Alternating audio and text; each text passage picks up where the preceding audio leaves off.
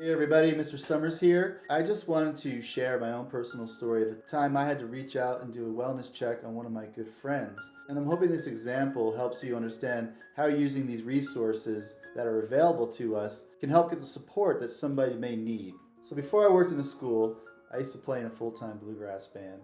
And one of our bandmates, we noticed his behavior had been changing, and it finally got to the point that he had locked himself away in his room from the rest of us, and none of us had experienced anything like that at the time. And it was really scary because it's somebody we really cared about and we knew really well. And ultimately what we had to do was we had to inform his parents, and then we also had to call to do a wellness check. And as a result of the wellness check, he was able to get the support that he really needed that we couldn't provide for him. And I also want to say that even though I'm a school counselor and I'm trained in providing people with mental health support, even in my own personal life, if I have a relative or if I have a friend that I feel needs more support than I could provide, I know who to reach out to help connect that person to somebody.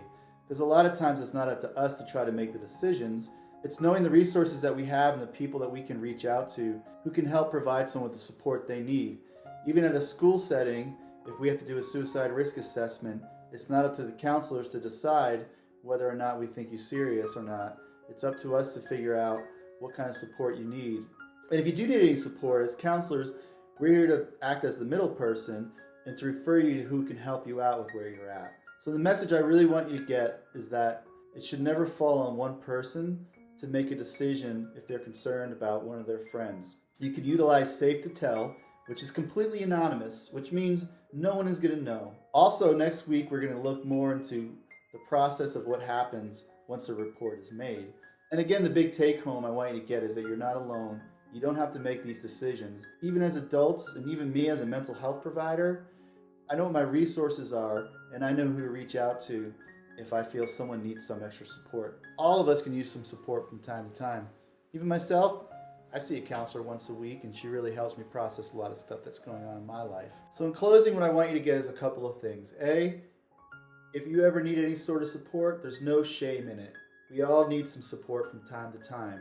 While life is great and life can be really rewarding, there are also times where a lot of stuff can happen to us at one time that's hard to process. So there's never any shame of reaching out. And speaking of reaching out, know who your trusted adults are. Do you feel comfortable talking to your parent, your guardian?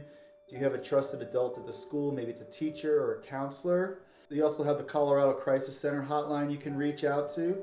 And if you don't feel comfortable talking on the phone, you can always text them, and they're a great resource as well. We want to emphasize too that you're never alone, and you should never feel like you have to make a decision of whether or not you think someone else is safe. If you are concerned about somebody, your options are, again, find a trusted adult, maybe a parent, a guardian, maybe a teacher or a staff member or a counselor at the school. And if we had to talk to another student, we would never reveal where the source came from. But if you feel more comfortable making a Safe to Tell report, then do that as well. We just want you to know that you have resources that are available to you, so you don't have to take any of this on yourself. Well, we hope this was helpful for you, and we'll see you next week for the continuation of this presentation. Until next time.